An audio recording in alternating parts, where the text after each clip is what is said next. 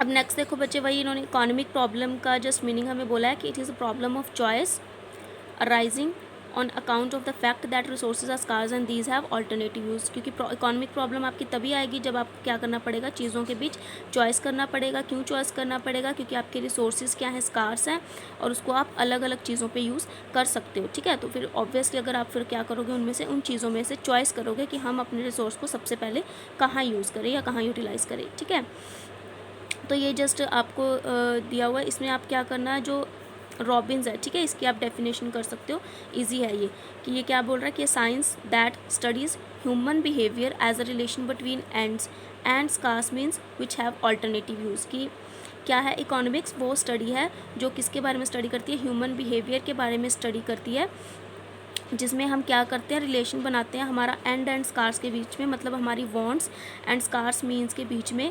क्योंकि इनका क्या होता है, ऑल्टरनेटिव यूज़। ठीक है, क्योंकि जो गुड्स है उनका क्या है, ऑल्टरनेटिव यूज़ है, जिसकी वजह से हमें अपने वॉन्ट्स और स्कार्स रिसोर्सेज में रिलेशन बना के चलना होता है कि हम कौन सी गुड को, मतलब कौन सी गुड पर अपने रिसोर्सेज को खर्च करें। ठीक, अब इसमें देखो मेन इंपॉर्टेंट आपके 3 कंपोनेंट्स आते हैं, जिसमें कंजम्पशन, प्रोडक्शन एंड डिस्ट्रीब्यूशन होता है। ये 3 कंपोनेंट्स को आप बोल सकते हो लाइक पिलर बोल सकते हो आप इकोनॉमिक्स का। ठीक है, जिसके बेसिस पर ही आपकी पूरी इकोनॉमिक्स चलती है।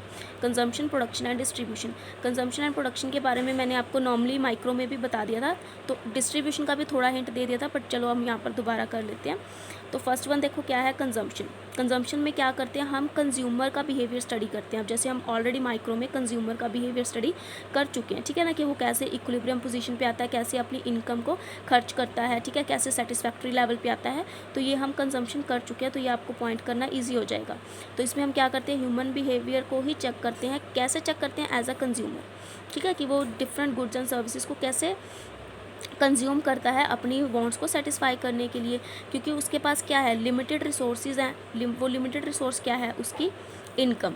ठीक है, बट उसकी वांट्स क्या है, अनलिमिटेड है। तो उसको अपनी इनकम बेसिस पर ही क्या करना पड़ेगा, डिफरेंट गुड्स एंड सर्विसेज को क्या करना पड़ेगा, परचेज करना पड़ेगा, ताकि वो अपनी सेटिस्फैक्शन को क्या कर सके, मैक्सिमम कर सके। ठीक है, तो इसलिए इस स्टडी को हम क्या बोलते हैं, कंज्यूमर बिहेवियर। और इसमें हमने क्या चीज़ फॉर्मुलेट की थी, स्टैंडर्ड रिलेशनशिप बनाया था, किसका, हमारे प्राइस ऑफ गुड्स का एंड परचेजिंग का। ठीक है ना, मतलब डिमांड का, कि इसमें आप प्राइस और डिमांड का रिलेशन लेके चलते हो। ठीक है, दैट इज़ इनवर्स रिलेशनशिप। और इसमें आप कंज्यूमर का बिहेवियर चेक करते हो कि कैसे वो अलग अलग गुड्स को कंज्यूम करता है अपनी सेटिस्फैक्शन लेवल के लिए। ठीक, तो ये आपको ईजी है कंजम्पशन। तो उसके बाद आता है प्रोडक्शन।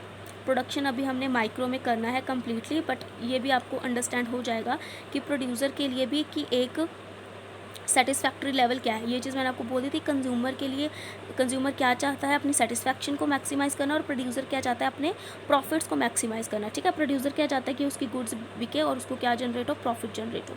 तो प्रोड्यूसर के पास भी क्या होते हैं, लिमिटेड मीन्स हैं, और उसके पास wide range of goods and services है to choose for firm and factories. अब देखो बहुत सी गुड्स प्रोड्यूस होती हैं, बहुत सी सर्विसेज हैं आपकी इकोनॉमी में। ठीक है, तो वो प्रोड्यूसर को ही सोचना पड़ेगा कि उसको कौन सी चीज़ प्रोड्यूस करनी है। ठीक, क्योंकि उसके पास चीज़ लिमिटेड क्या है, मीन्स उसके पास क्या है, लिमिटेड, मतलब उसके पास पैसा लिमिटेड है। अब वो मतलब कह सकते हो आप, दुनिया की सारे, एक प्रोड्यूसर है, दुनिया की सारी चीज़ें तो बना नहीं सकता, तो उसको चूज़ करना पड़ेगा ना ऑब्वियसली, क्योंकि उसके पास भी इतना पैसा नहीं है, इतनी कैपिटल नहीं है लगाने के लिए। ठीक, ये चीज़ तो आपको पता ही होगी कि एक प्रोड्यूसर है, ठीक है, वो क्या लगाता है, कैपिटल लगाता है बिजनेस में। ठीक है, मतलब उसको इन्वेस्टमेंट करता है, पैसा लगाएगा तो ही वो क्या है, कोई ना कोई गुड परचेज़ करेगा।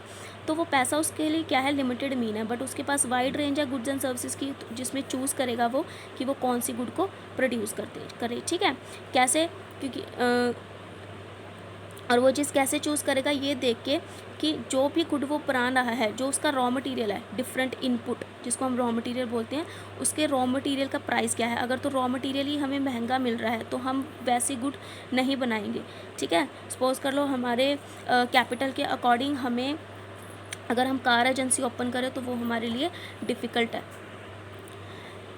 अब आपके पास इतना मतलब पैसा ही नहीं है, ठीक है ना, कैपिटल ही नहीं है कि आप एक कार एजेंसी अफोर्ड कर सको, तो ऑब्वियस है, तो आप उस गुड को क्या करोगे, स्किप कर दोगे, मतलब आप क्या है, कार एजेंसी ओपन नहीं करोगे। तो जो आपकी इनपुट के अकॉर्डिंग, सॉरी, जो आपकी इनकम के अकॉर्डिंग आपको सही लगेगा कि हम ये गुड को क्या है, प्रोड्यूस कर सकते हैं और ईजिली सेल आउट भी कर सकते हो, तो आप वो ही चूज़ करोगे, ठीक है। तो मतलब आपके लिए क्या है, वो गुड आप ऑलवेज़ यूज़ करोगे जो आपके लिए लीस्ट एक्सपेंसिव हो, मतलब आपका जो कॉस्ट है प्रोडक्शन की वो कम हो, मतलब प्रोडक्शन पे आपको खर्चा ज़्यादा ना आए बट उससे प्रॉफिट आपको ज़्यादा जनरेट हो, ठीक है। Also given price of different goods, how do choose to produce those the production of which offers them maximum revenue. Clear कि ऑलवेज प्रोड्यूसर यही सोचता है कि वो वाली गुड यूज़ करे जिसमें उसका कॉस्ट ऑफ प्रोडक्शन क्या हो, मिनिमम हो, और जिससे उसको रेवेन्यू मतलब इनकम जो जनरेट हो वो क्या हो, मैक्सिमम हो, ठीक है। तो आपका प्रॉफिट फिर क्या होगा, जब देखो आपकी रेवेन्यू ज़्यादा होगी। बेसिकली देखो प्रॉफिट कैसे निकलता है, रेवेन्यू में से जब हम कॉस्ट माइनस करते हैं। अभी ये चीज़ हमने बहुत डीपली करना है माइक्रो में, तो इस पे आपको ज़्यादा फोकस करने की ज़रूरत नहीं है, ठीक है। तो अगर आपको समझ नहीं भी आया तो इट्स ओके, हमने डीपली ये कंसेप्ट करना है। तो रेवेन्यू क्या होती है, जब आप प्रॉफिट आप कैसे निकालोगे, जब आप अपने इनकम में से माइनस कर देते हो कॉस्ट को, ठीक, तो वो आपको प्रॉफिट जनरेट करके आ जाती है। तो ये ही प्रॉफिट क्या चाहिए, एक प्रोड्यूसर को मैक्सिमम चाहिए। तो इसमें हम कम्प्लीटली क्या देखते हैं, प्रोडक्शन की, मतलब एक प्रोड्यूसर का बिहेवियर स्टडी करते हैं। मतलब यहाँ पर हम एज अ प्रोड्यूसर बन के सोचते हैं, ठीक है। तो इसको हम क्या बोलते हैं, प्रोडक्शन थ्योरी बोलते हैं। क्लियर। अब नेक्स्ट देखो, नेक्स्ट जो आपका पॉइंट है दैट इज़ डिस्ट्रीब्यूशन। अब देखो डिस्ट्रीब्यूशन में क्या हमने देखना होता है, डिस्ट्रीब्यूशन में हम ये चीज़ देखते हैं कि कैसे जो भी इनकम हमें जनरेट होती है प्रोडक्शन से, ठीक है, उसको हमने डिस्ट्रीब्यूट कैसे करना है। डिस्ट्रीब्यूट इन द सेंस, जैसे देखो मैंने आपको बोला था कि प्रोडक्शन जो है आपकी, ठीक, प्रोडक्शन जो है आपकी क्या होती है, फैक्टर्स ऑफ प्रोडक्शन पर बेस होती है। ये चीज़ पहले भी बताई थी कि फैक्टर ऑफ प्रोडक्शन होते हैं आपके, मतलब जो आपको प्रोडक्शन करने में हेल्प करते हैं। तो वो कौन कौन से होते हैं, सबसे पहला तो होता है आपका लैंड, जहाँ पर आप अपनी फैक्ट्री बनाओगे, ठीक है, प्रोडक्शन करने के लिए। देन होता है आपका लेबर मतलब जो आपका फैक्ट्री में काम करेगा, ठीक है।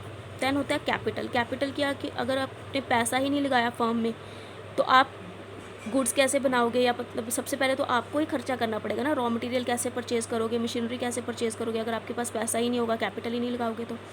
And fourth one is entrepreneur मतलब कि जो पर्सन फर्म को स्टार्ट कर रहा है, ठीक है। एंटरप्रेन्योर क्या है, ज़रूरी नहीं है कि एंटरप्रेन्योर है तो वो कैपिटल भी लेके आएगा, एंटरप्रेन्योर भी कैपिटल लेके आ सकता है और कोई और पर्सन भी इस एंटरप्रेन्योर की फर्म में कैपिटल इंट्रोड्यूस कर सकता है।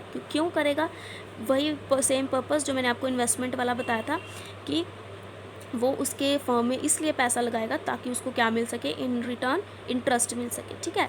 तो ये फैक्टर ऑफ प्रोडक्शन होते हैं। तो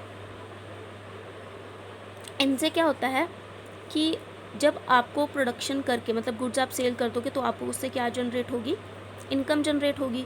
तो उस इनकम को आप कैसे डिस्ट्रीब्यूट करोगे अपने फैक्टर्स ऑफ प्रोडक्शन में। लाइक देखो लैंड है, अब जिस पर्सन ने सपोज कर लो अगर तो आपकी खुद की लैंड है तो इट्स ओके, बट अगर आपको किसी और ने लैंड दी है प्रोडक्शन करने के लिए तो उसको आप क्या दोगे, रेंट दोगे, ठीक है। लेबर है,